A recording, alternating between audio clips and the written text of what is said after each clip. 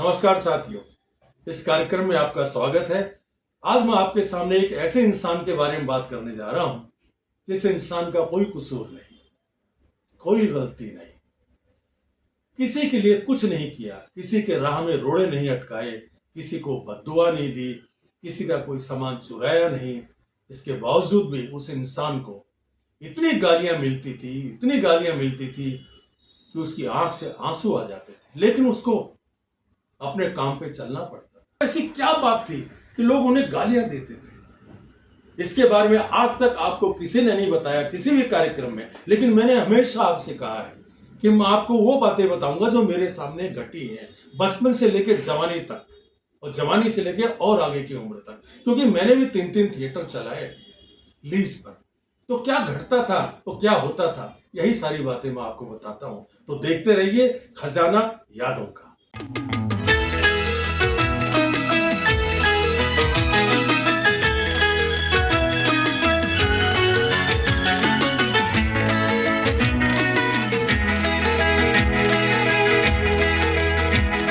खजाना यादों का, खजाना यादों का लाए हैं हम आपके लिए गुमचा बहारों का। खजाना यादों का, खजाना यादों का लाए हैं हम आपके बहारों का। खजाना यादों का।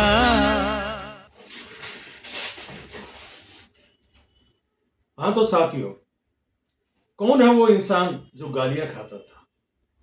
वो इंसान कोई और नहीं, वो इंसान था, इंसान है। अब तो खैर वो गालियां नहीं खाते हैं, लेकिन वो इंसान थे फिल्म के ऑपरेटर। जी सर, एक क्लास के सेंटर में तो फिल्में बहुत प्यार से चलती थी, क्योंकि वहां पे न्यू ब्रांड प्रिंट आते थे। तो प्रिंट फटते नहीं थे, टूटते नहीं थे, कुछ भी प्रिंटों के साथ नहीं होता था। लेकिन अगर कोई अच्छी फिल्म चलती जा रही है और जो वो प्रिंट एक क्लास से बी क्लास में आते हैं, तो बी क्लास में भी अगर अच्छे थिएटर हैं जहां पे मशीन को अच्छे ढंग से रख रखाव किया ऑपरेटर ने, उसके स्पॉकर ठीक है, गेट प्रेशर ठीक है, मोटर ठीक काम कर रही है, तो प्रिंट स्मूथली निकलता हुआ चला जाता था। लेकिन अगर किसी मशीन का रख रखाव गलत है, उसके हाथों से नहीं किया है, तो बहुत मुश्किल होती थी। तो छोटे सेंटर में जब फिल्म पहुंचती थी तब तक प्रिंट काफी घिस जाती थी। घिस जाती का मतलब है कि फिल्म काफी कड़क हो जाती थी। आज की तरह बल्ब के थ्रू प्रोजेक्टर नहीं है डिजिटल, उस जमाने में कार्बन के थ्रू फिल्म चलती थी। मतलब जो प्रोजेक्टर होता था वो जैसे कार्बन, आपने देखा वो वेल्डिंग करते वक्त कार्बन जलती आपस में स्पार्क होता है, वैसे ही प्लस और माइनस का स्पार्किंग होके एक कार्बन बनता था, मतलब कार्बन लाइट जलती थी जिसका मतलब फोकस जो है वो स्क्रीन पे जाता था।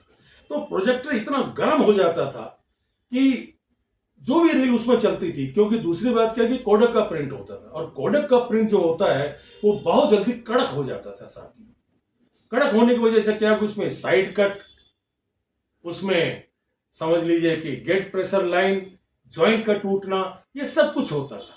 तो सी क्लास के सेंटर में जब कोई फिल्म चलते चलते अचानक टूट गई, तो सोचिए आपको ऑपरेटर को कितनी गालियां मिली।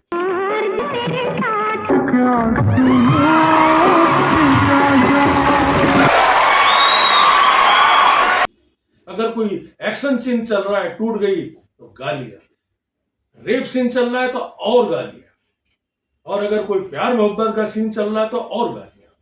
अब ऑपरेटर सुबह 12 बजे की ड्यूटी में आता है और रात को 12 बजे तक जाता है, और इतनी बुरी हालत में उनकी ड्यूटी रहती थी साथियों कि बनियान पहन के वो लोग ऑपरेटर रूम में बैठते थे, और गर्मी हो चाहे सर्दी, न कभी बैठने का टाइम, न कुछ कोई दूसरा काम करने का टाइम, खाली मशीन पे ध्यान देना और स्क्रीन पे फिल्म ठीक चल रही कि नहीं चल रही उस पर ध्यान देना। तो कितनी ही प्रिंटें बर्बाद हुई, तबाह हुई छोटे छोटे स्टेशनों पे जाके। उसमें मिट्टी धूल लग जाती थी तो प्रेशर लाइन आ जाती थी, बहुत सी परेशानियां होती थी। तो छोटे सेंटर के जितने भी ऑपरेटर थे उन लोगों ने, बेचारों ने बहुत गालियां खाई, जबकि उनका कोई कसूर नहीं, क्योंकि प्रिंट जब पुराने हो जाते हैं तो डिस्ट्रीब्यूटर सोचते हैं अगर मैं नया प्रिंट लूंगा पैसा लगेगा, चलो इसी से मैं अपना काम चला लूं।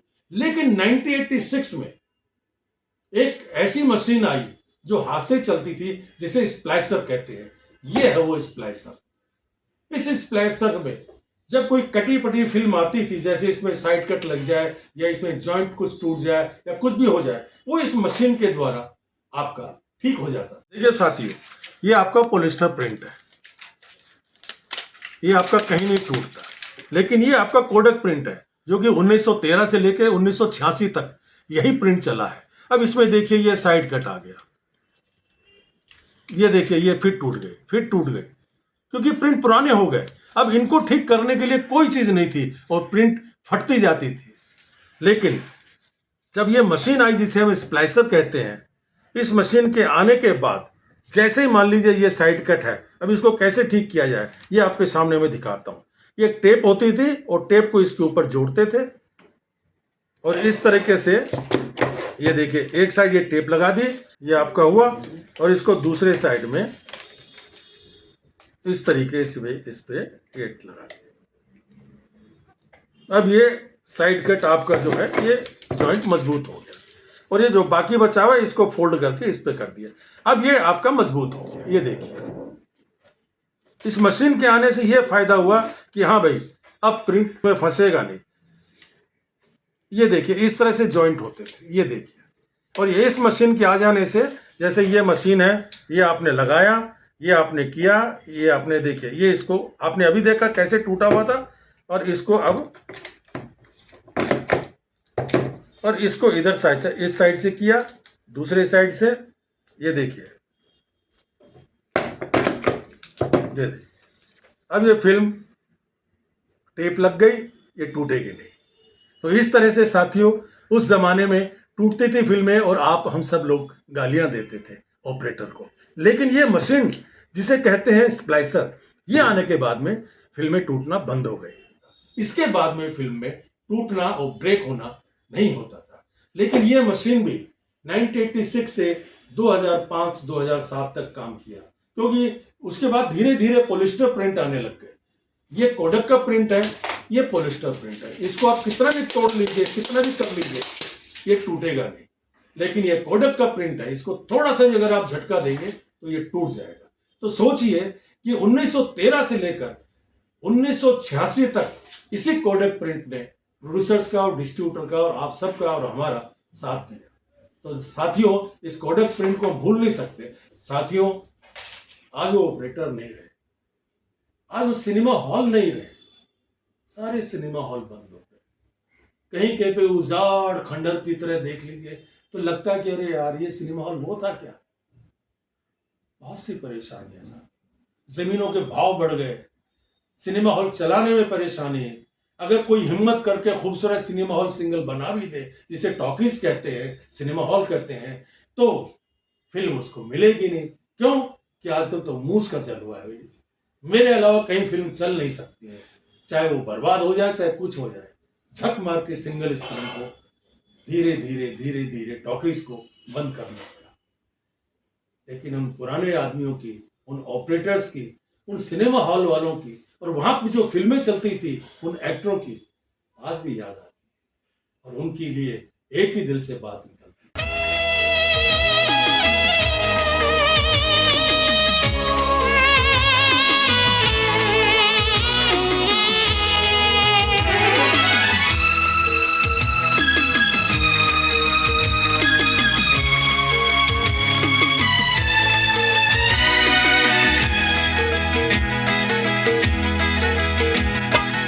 आती है यादें उनकी, भर आया आंखों में पानी।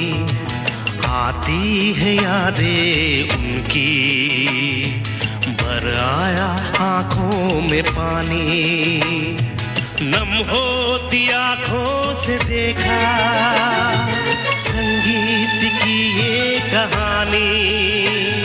खजाना यादों का, खजाना यादों का,